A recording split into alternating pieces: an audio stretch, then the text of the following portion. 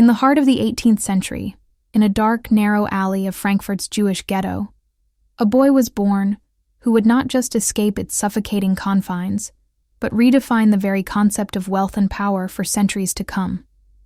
His name was Mayer Amschel Rothschild. This isn't a story about banking as you know it. It's the story of an audacious strategy, a financial sleight of hand so potent it would lay the foundation for a colossal empire, a strategy that, in today's world, would be deemed illegal.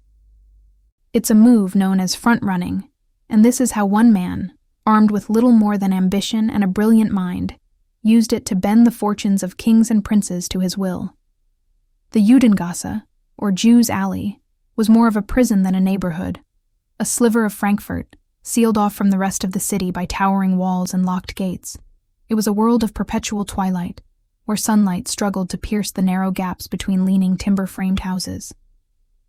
The Rothschild home, a mere 11 feet wide, was crammed with over 30 family members. Life here was a constant struggle for survival, a daily exercise in navigating a labyrinth of oppressive laws and social ostracism. Yet, it was in this very crucible of hardship that the seeds of a global dynasty were sown. Mayer's father, Amschel Moses Rothschild, was a humble money changer and trader of goods, whose small business included supplying rare coins to local nobility. It was from his father that Mayer first learned the intricate dance of currency exchange and the allure of rare, valuable objects, but his informal education was cut brutally short. At the tender age of 12, both his parents died, leaving him an orphan in a world that had already stacked the odds against him. Yet, even in this profound moment of loss, there was a glimmer of opportunity. Relatives, recognizing his innate intelligence, scraped together enough to send him to Hanover for an apprenticeship at the prestigious banking firm of Simon Wolf Oppenheimer. It was here, far from the stifling confines of the ghetto, that Mayer's world expanded. He absorbed the complex mechanics of foreign trade, currency exchange, and, most importantly, the art of dealing with the wealthy and powerful. Upon his return to Frankfurt in 1763, Mayer, now a young man of 19, rejoined his brothers in the family business. But he had bigger ambitions than simply continuing his father's modest trade. He focused on the niche market of rare and antique coins, a passion he had cultivated during his apprenticeship. This was not just a hobby, it was a calculated strategy. In the courts of 18th century Europe, coin collecting was a gentleman's obsession, a pursuit of kings and princes. Mayer realized that these small metal discs were his key to unlocking the gilded doors of high society. He quickly gained a reputation as a knowledgeable and reliable dealer, his expertise a rare commodity in itself. His most important client would be the Crown Prince Wilhelm of Hesse, who would later become Wilhelm IX, Landgrave of Hesse-Kassel. Wilhelm was not just any nobleman. He was one of the wealthiest men in Europe. His immense fortune built on the controversial but highly lucrative practice of renting out his Hessian soldiers as mercenaries to foreign powers, most notably the British. The relationship between the ambitious young coin dealer from the ghetto and the immensely rich prince began modestly. Mayer, through his connections, managed to procure rare and coveted coins for Wilhelm's collection, gradually earning his trust and favor. This culminated in 1769, when, at just 25 years old, Mayer was granted the prestigious title of court factor to Wilhelm. This was a monumental achievement. It not only elevated his social standing, but also gave him a level of access and influence that was almost unheard of for a Jew in that era. He was no longer just a coin dealer. He was now a trusted financial agent to one of Europe's richest rulers. As court factor, Mayer's responsibilities expanded far beyond rare coins. He was now tasked with managing a portion of Wilhelm's vast finances, a role that gave him a unique and tantalizing insight into the inner workings of the prince's wealth. And it was here, in the gilded corridors of power, that Mayer began to develop his masterstroke, the audacious strategy that would become the bedrock of his family's fortune. It was a simple yet brilliant concept, one that exploited his unique position as the middleman between the prince's insatiable demand for valuable assets and the open market. The core of the strategy revolved around the purchase of gold coins and other valuable securities for Prince Wilhelm. The standard procedure was straightforward.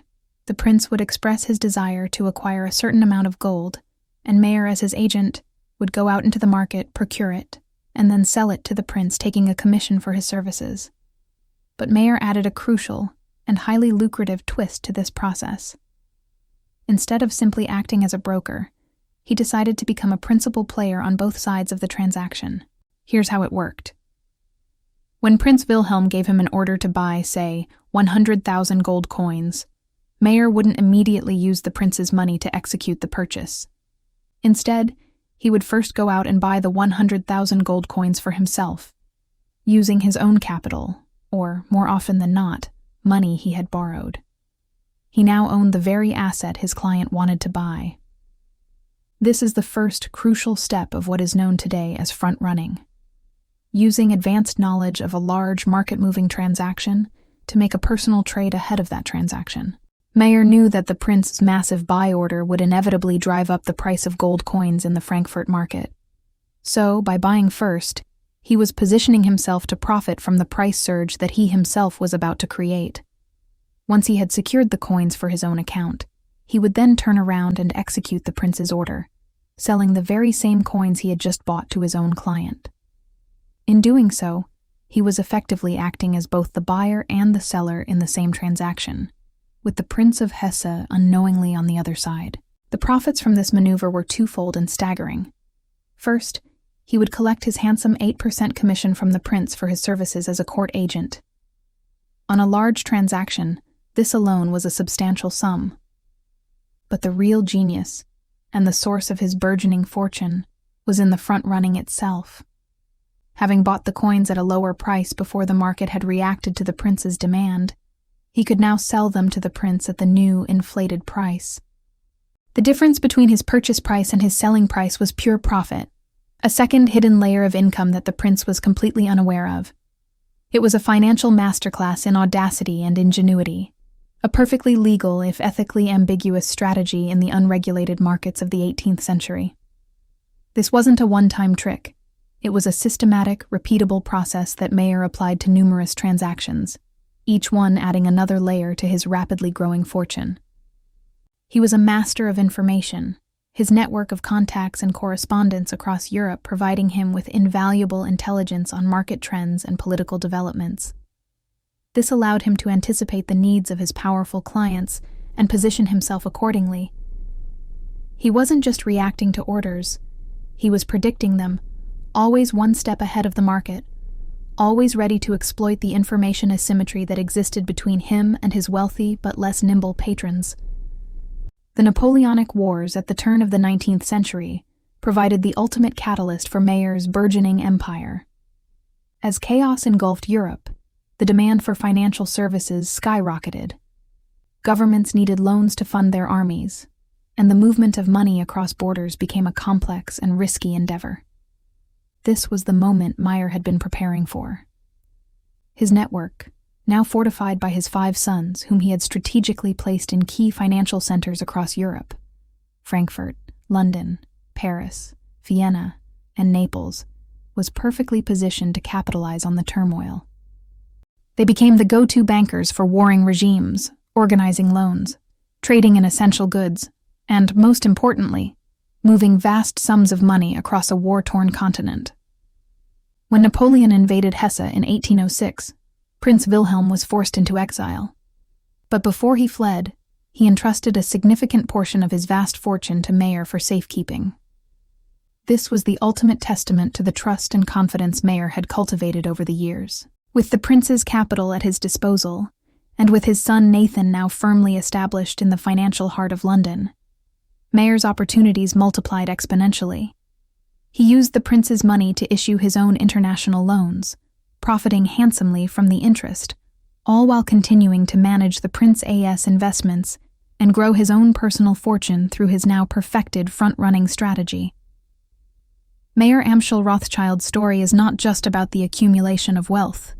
It's about the relentless pursuit of opportunity in the face of overwhelming adversity. It's about a man who saw the world not as it was, but as it could be. and who had the audacity to bend the rules of the game to his advantage. He was a visionary who understood that in the world of finance, information is the most valuable currency of all.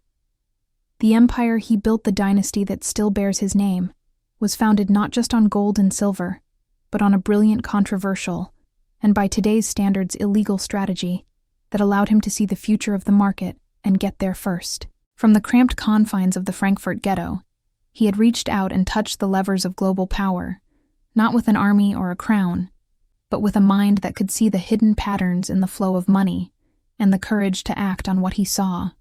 The world would never be the same. Thanks so much for watching. If you found this story as fascinating as I did, make sure to hit that like button and subscribe for more deep dives into the hidden corners of history.